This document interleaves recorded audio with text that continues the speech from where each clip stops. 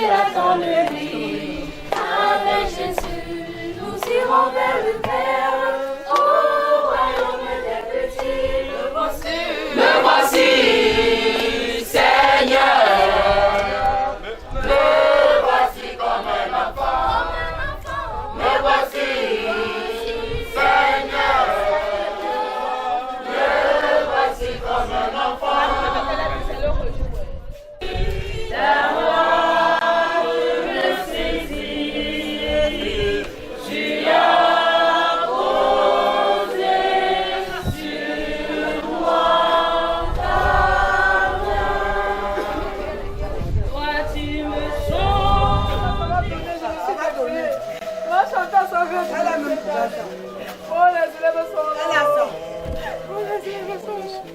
Les élèves sont là. Vous avez vu la tête de votre camarade, les amis? Où est son nom? C'est pas grave, mais... On va devoir prier pour Dieu.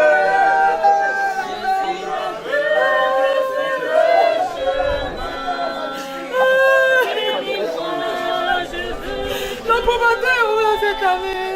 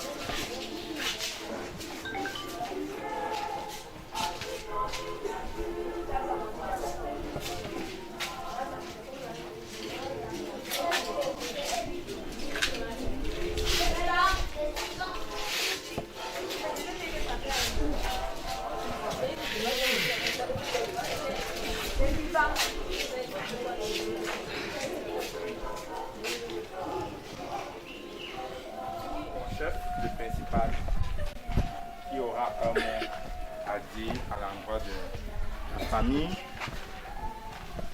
Après lui, un autre collègue, monsieur l'économe, va faire une petite exhortation.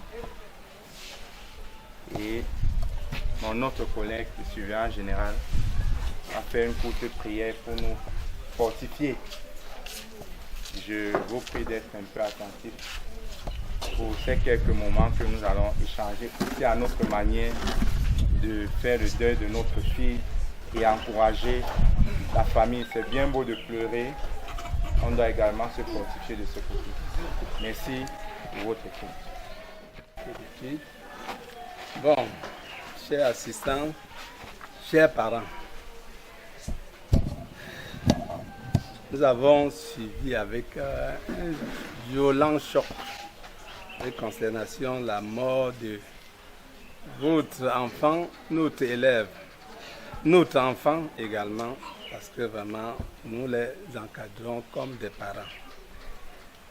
Et je me rappelle tout simplement, un soir, j'ai vu au forum comment on annonçait, c'est les parents qui annonçaient sa maladie, qu'elle devait être absente le lendemain parce qu'elle est malade. Je l'ai vu même avec, en tout cas très pâle. Je l'ai vu au forum très pâle, mais vraiment je ne pouvais pas imaginer que je la voyais comme ça pour la dernière fois, qu'elle était sur la route bâtie. Quand on regarde la photo là, pleine de vie, un enfant plein de vie comme celle-ci, et à fleur de l'âge, on se demande qu'est-ce qui s'est vraiment passé, qu'est-ce qui n'a pas marché.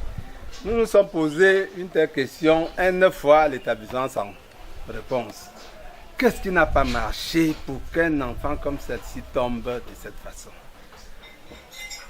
On a réfléchi, en tout cas, on s'est dit que peut-être c'est de votre côté que vous allez produire la solution.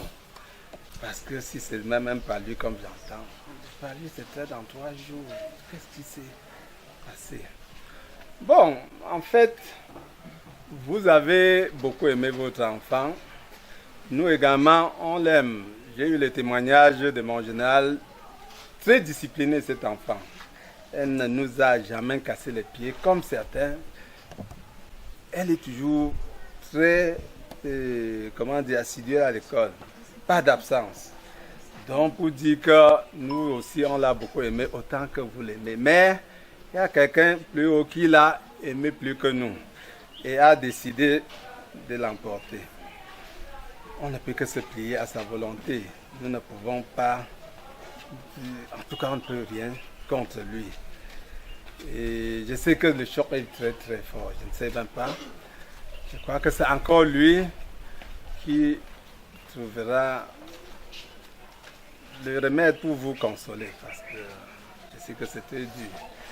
Il y a un adage qui dit que le bon Dieu ne bouge pas une voie sans ouvrir ne serait-ce qu'un petit sentier. Je crois que c'est le cas vraiment pour le moment. Il doit vous apporter de quoi vous consoler devant un si violent choc. C'est très dur, mais on ne peut que déplorer maintenant. Je vous prie seulement vous serez choqués, mais à un moment, pensez au moins à leurs cadets et les encadrer. Ne vous emportez pas, ne faites pas comme c'est la fin du monde. Je dis c'est le bon Dieu qui a choisi. Vraiment accepter cette situation et on peut, vous partez la garder, vous venez au moins garder, suivre les autres. C'est tout ce que je peux vous dire, mais vraiment, je ne sais pas ce qui s'est passé pour que cet enfant tombe très tôt comme ça. Recevez vraiment nos condoléances, les condoléances de tout l'établissement, Institut Polyvalent Messa, qui les prononce par ma voix le principal. C'est très choquant vraiment. Et je vous prie, ceux qui vont voyager pour la garder, que le bon Dieu vous conduise dans la paix et que vous rentrez aussi dans la paix vraiment. C'est ce que j'aime. Bonsoir, chers élèves. C'est un moment très difficile. Et pendant les moments difficiles, en tant qu'enfant de Dieu, il faut qu'on trouve des mots pour se consoler. C'est difficile pourquoi? Parce que nous avons grandi ensemble, nous avons vécu ensemble, nous avons joué ensemble, nous avons passé du moment ensemble. C'était l'enfant qui aimait plus faire les commissions. C'était elle qui ne dérangeait pas. C'était elle qui travaillait à l'école. Elle avait un avenir. Et tout son désir, c'était de grandir et de pouvoir arriver demain à un lendemain meilleur. Mais comme le principal a dit, on ne comprend pas. À un moment, brusquement, elle nous quitte. Ça laisse beaucoup de douleur. Parfois, on cherche des réponses, on ne trouve pas. Mais nous, en tant qu'enfants de Dieu, on se console en disant que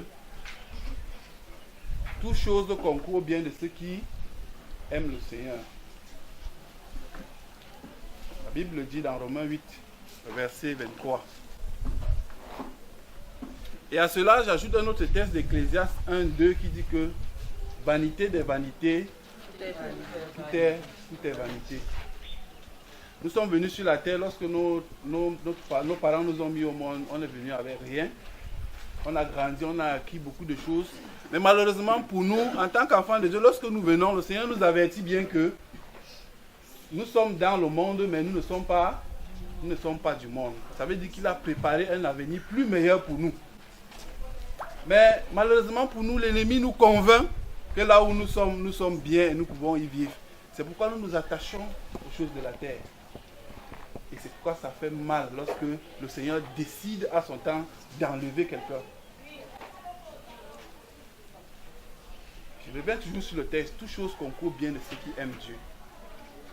On va se poser des questions. Seul le Seigneur a la réponse. Il sait pourquoi il a retenu aussi jeune pour la ramener auprès de lui. Nous pouvons pleurer, nous pouvons poser des questions, etc. Elle est tranquille. Maman, je vais vous assurer, papa, que Serena est tranquille. Elle est dans la paix. Elle a connu la liberté. Quand nous nous levons le matin, vous pouvez imaginer la pression que nous avons. Nous sommes fatigués. Parfois, on n'a pas envie d'aller au travail. Parfois, on n'a même pas envie d'aller à l'école. Il y a les enfants, bagarre avec eux chaque jour, puis d'aller à l'école, ils n'ont pas envie. Parce que c'est pénible, c'est fatigant, il faut se reposer. Notre petite soeur, notre enfant est allé au repos éternel. Ça, je peux vous le rassurer. Mais la question qui va se poser, c'est nous qui sommes restés, qu'en est-il? Qu'en est-il de toi? Qu'en est-il de moi?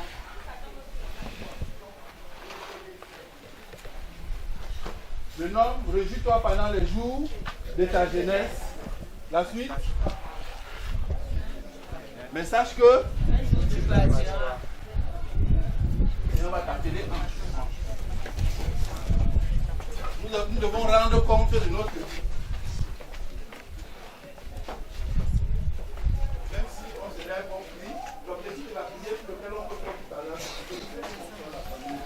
Le Seigneur fortifie les uns et les autres parce que parfois les ennemis, le malheur physique, les pensées qui ne sont pas bien. Vraiment, bien exécuté. Mais ces mêmes cantiques, les inclusifs aussi le chantent. Nous les chantons au même titre que qu'en est-il de toi? Qu'en est-il de moi? Le Seigneur peut t'appeler d'ici là. Lorsque nous sortons, il peut t'appeler aussi. Chacun a son tour. Moi, je peux arriver là d'entendre M. Barthélemy, l'enseignant de SVT, ou alors le colonel de Messa est tombé et il est mort. Il est plus. Vous allez pleurer, etc., etc. Donc, chacun doit vivre sachant que le lendemain est incertain. C'est pour ça que j'ai tenu à tenir l'exhortation, surtout aux élèves, parce que je le tiens toujours. Chaque jour, quand je me lève, c'est ce que je fais. Votre vie dépend étroitement de vos parents. Étroitement.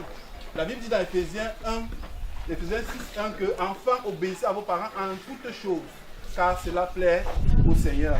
C'est le commandement qui accompagne d'une bénédiction. Parce que ta vie future en dépend.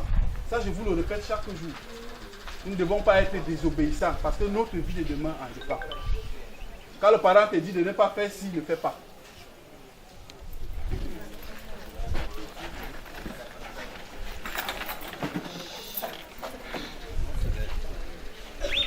Bien-aimés, levons-nous pour la prière.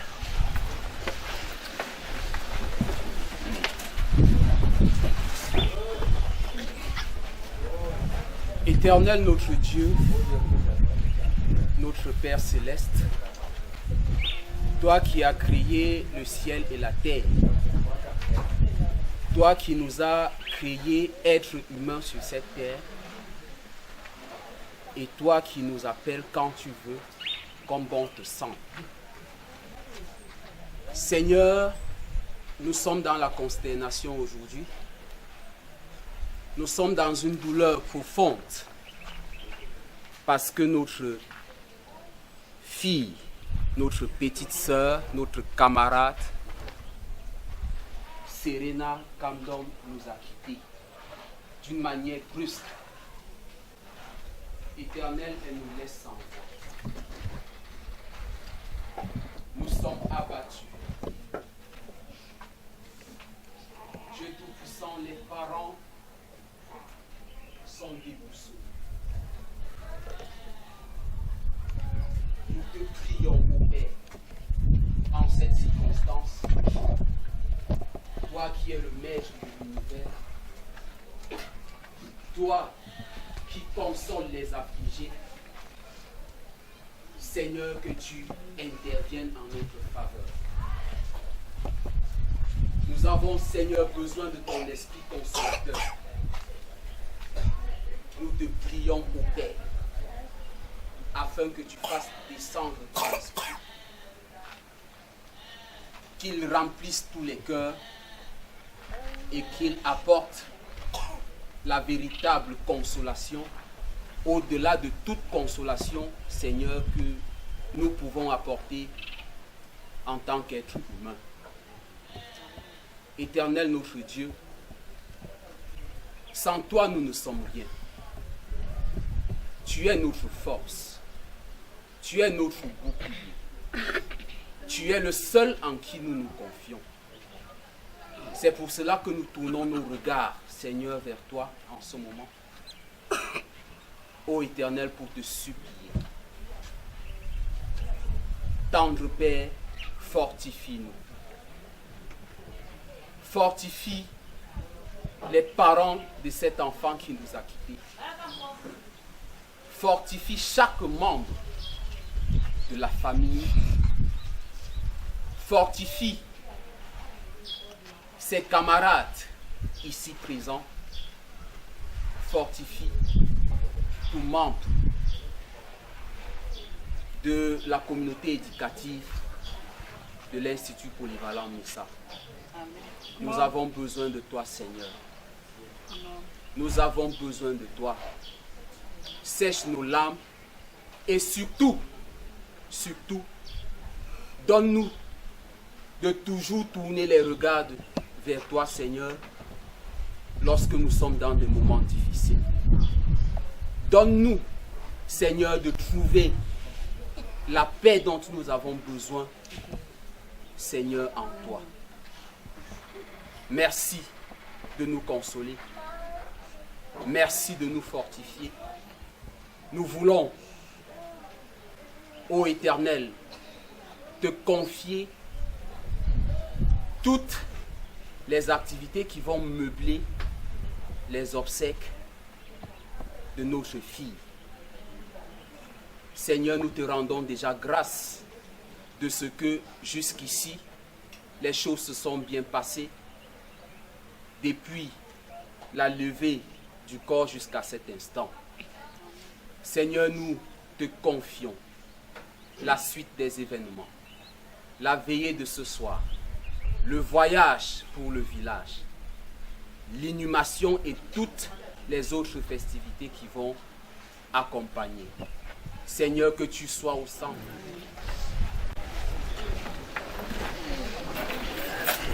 Tes enfants,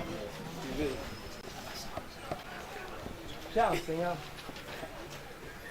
chers parents en tant qu'enseignants, notre enfant, Kamdom Serena,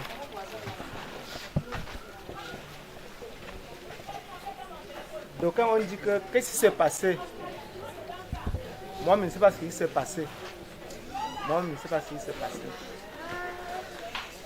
Parce que je suis absent le lundi, avant sa mort.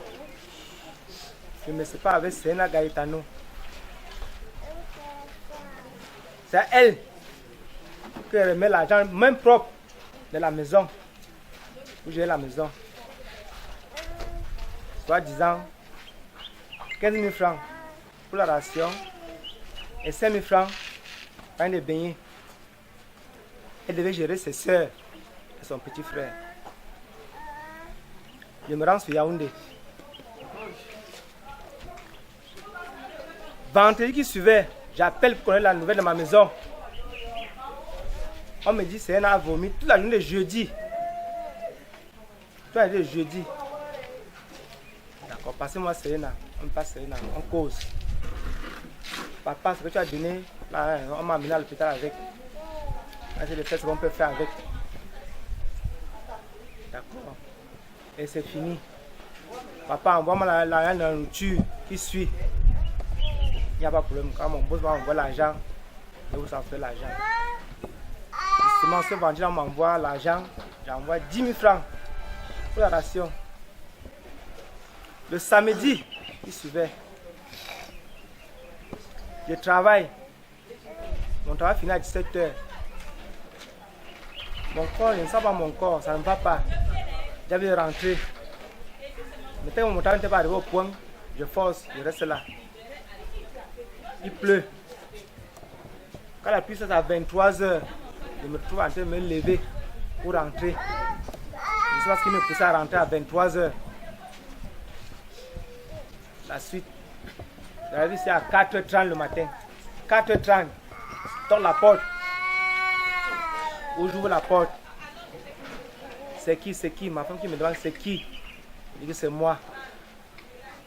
Il dit c'est tu es où? Je suis à la douche. Sa mère répond que je crois que tu sortais. C'est de 4h30. Elle se lève. Elle s'assoit à côté de moi. Elle n'a plus dormi. On cause. On bavarde. 8h. Papa, même moi, fait mon injection. Non. Appelle maman parce que je ne connais pas ce qui se passe là-bas. Les franchises étaient autres. Pour ta mère pousse, j'ai pour me faire le compte rendu. Elle me dit non, papa. Moi, il faut que tu m'amènes. On grave ici. À l'angle là, elle ne peut plus marcher. La porte au dos. La main sur le sens là à côté. Elle fait son injection. C'est là qu'est-ce qui ne va pas? Non. Maintenant j'ai mal à la poitrine. Mal au ventre. Les filles me disent que peut-être c'est le mal gastrique. Tu ne manges pas. Moi aussi j'ai ma fille qui me travaille. Ma fille, tu ne manges pas. La porte. On fait les injections, la porte. Rendez-vous c'est à 11h. On revient à la maison. Sa mère demande, on t'a fait la perfusion? Elle dit non, maman n'a pas fait la perfusion. Donc on va peut-être faire la perfusion après. C'est comme ça qu'à 10h30, la porte également. La mène là-bas. Sauf qu'au retour, elle marche d'elle-même. De là jusqu'à bas de la police. Elle ne peut plus marcher. De l'épaule. On entre ici. On la met la perfusion. Cette perfusion, on n'a pas fait 20 minutes. Elle a changé de secousse. Il a encore enlève. On a enlevé.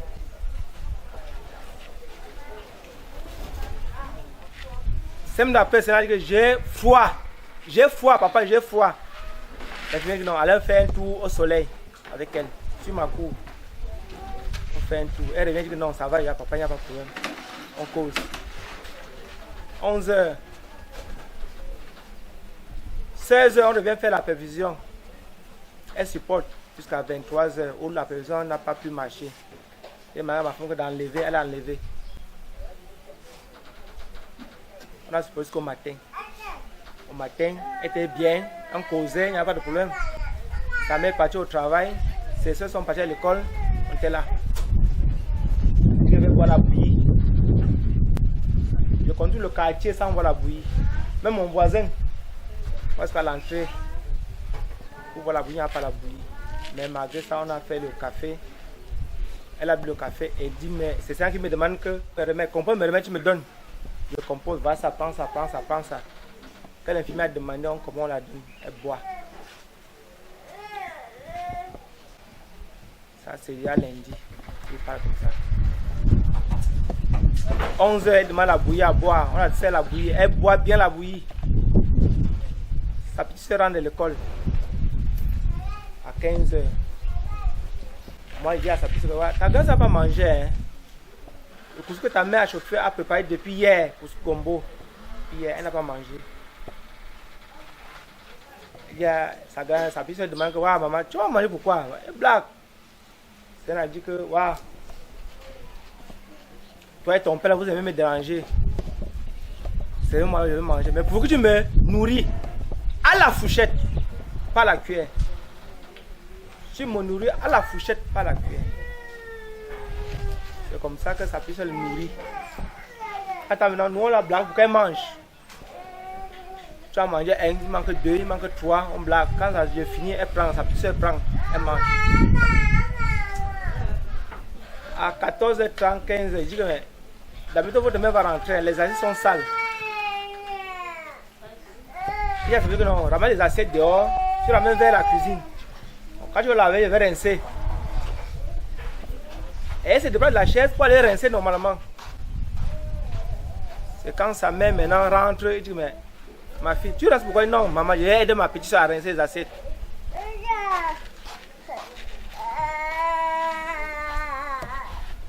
Et sa mère dit que non, viens t'asseoir ici sur le canapé et viens s'asseoir. Quand tes pieds gonflent. Maman, il a aussi constaté sa mère. L'infirmière m'a dit que ça va passer. Sa mère auscule l'œil. Et là, tant que allons à l'hôpital. Moi, j'appelle un voisin au quartier que on la met sur la moto. C'est la sort de cette maison. Elle se met là. Elle ne peut plus marcher. Papa, porte-moi. La porte. La met sur la moto. J'ai allez Harry. L'infirmière accoucheur qui vous a mis au monde, elle est là-bas. Quel qu'en soit le cas, même si c'est n'importe combien, elle va vous soigner avant que je paye même après. Ils sont partis à Harry. 20 minutes après, on m'appelle, on me dit que l'infirmière dit que non, il faut perfuser Serena. À ce moment, nous sommes en train d'aller à Tegal. Il dit d'accord, il n'y a pas de problème, aller à Tegal. Comme il disait comme ça, moi aussi, j'entre dans la maison, je prends le pantalon. Je dis à sa petite soeur, donne-moi le pantalon, il me donne le pantalon, je porte. On les suit à Tegal. Avant de monter ici, j'appelle ma mère, je dis que voilà ta petite fille qui est à l'hôpital. Je t'ai dit hier que la petite fille ne s'en va pas. C'est pour moi si elle est à l'hôpital. On va la perfuser. Et j'ai compris. J'arrive à l'hôpital. 45 minutes après.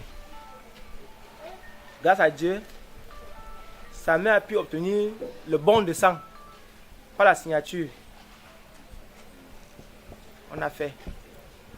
Ce que j'avais sur moi, j'ai donné à sa mère. Elle a continué à payer les soins complémentaires pour la peau du sang.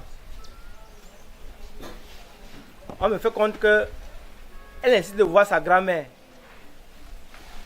J'appelle donc sa grand-mère. Comme tu vois là, l'enfant essaie de te voir. Grâce à Dieu, sans faire 3 minutes, la grand-mère est arrivée. La grand-mère est arrivée au moment où le sang sort du banc de sang. On fait donc la pause sur Serena. Léon Serena avec sa grand-mère à l'urgence. Nous sommes donc dehors. 20 minutes après, on sort Serena de la salle d'urgence pour la mener en salle. Nous tous, nous l'accompagnons en salle. Nous tous, sa mère, ma nièce, la grand-mère, nous l'accompagnons en salle. Arrivant donc en salle, on prend le premier tensiomètre. Et donc, oui, ma grand-mère, non, ta grand-mère en salle, dessus le lit d'à côté. Grand-mère, viens voir ta petite fille, elle t'appelle. Elle vient s'asseoir. Elle dit, waouh, ma grand-mère, regarde moi tu souffres. Pourquoi tu souffres? Ma mère dit, non, tu ne souffres pas. Je ne souffre pas pour toi. Tu m'appelles, non, je suis venu te voir, on va rentrer à la maison ensemble. Le tensiomètre passe. J'apprends, on me dit que non, on va prendre tous les 5 minutes. Quand le deuxième vient maintenant prendre, elle demande à sa mère, où est ta petite soeur? Où est ta petite soeur? Non, j'ai appelé ta petite, elle est en bas. Elle est arrivée.